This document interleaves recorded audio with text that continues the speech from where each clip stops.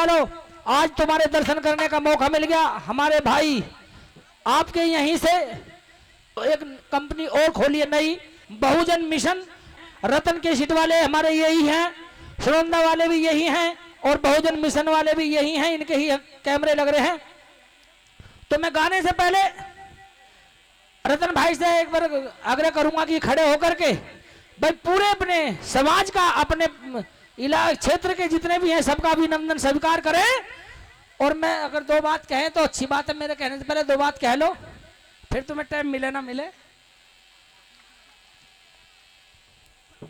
सर्वप्रथम सब धर्मों में जन्मे सभी संत गुरु महापुरुषों को नमन करते हुए और आज इस गांव खंगावली की मातृभूमि जमीन पर आए हुए मेरे साथ मेरे भाई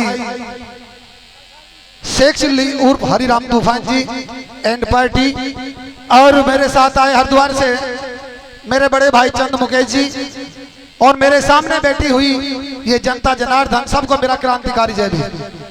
मैं तो सिर्फ एक ही बात कहना चाहूंगा कि ये जो बाबा साहब का जन्मदिन हम लोग मना रहे हैं, और बाबा साहब का नहीं, अगर हम किसी भी महापुरुष का अगर कोई जन्मदिन मनाते हैं तो हमें उनके बताए हुए अगर हम उन रास्तों पर नहीं चलते तो हमारा जन्मदिन मनाना बेकार है। साथियों, अगर आप जन्मदिन मनाते हैं तो बाबा साहब के बताए हुए रास्ते पर भी चलें। जो बाबा साहब का मंत्र है, शिक्षित बनो, संगठित रहो, संघर्ष करो वाले मिशन पे भी चलें, तभी इस क्षेत्र का और इस ग्राम का और इस देश का उद्धार हो सकता है। साथियों, बाबा साहब ने एक ही जाति या एक धर्म के लिए कोई काम नहीं किया, वो सोचने वालों की बहुत छोटी सोच है। मैं तो यही कहूंगा, मगर बाबा साहब ने काम किया है तो इस संसार में पैदा होने वाले एक जन जन के लिए किया है। और सबसे ज्यादा अगर बाबा साहब की ऋणी हैं तो हमारे इस देश की महिलाएं हैं। साथियों, अगर एक महिला 7 जन्म भी लेकर इस जमीन पर पैदा हो तब भी बाबा साहब का ऋण नहीं उतार सकते। क्यों? कि इस महिला को एक पैर की जूती से ज्यादा किसी ने सम्मान नहीं दिया था साथियों।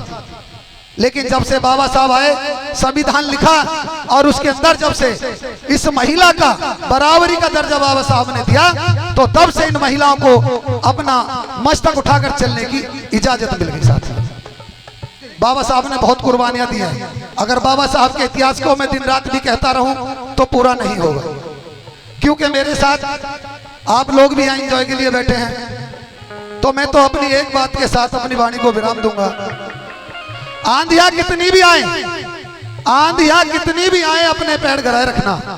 तूफान कितने भी आए, अपने हाथ उठाए रखना। कौन कहता है कि चल्ली में पानी नहीं रुकता? अरे जब तक ना बने बर्फ उसके नीचे हाथ लगाए रखना। साथियों, हाथ लगाए रखना। किसी घर में हिंदू तो किसी में मुसलमान रहता है। साथियों, किसी घर में हिंदू तो किसी में मुसलमान रहता है, किसी में गीता तो किसी में कुरान रहता है। अरे हम तो भीम दीवाने वो हैं जिनके दिलों में हिंदुस्तान रहता है, हिंदुस्तान रहता है। तो मैं निवेदन करूंगा आदरणीय भाई हरिराम तूफान जी से, वो अपना प्रोग्राम चालू रखें।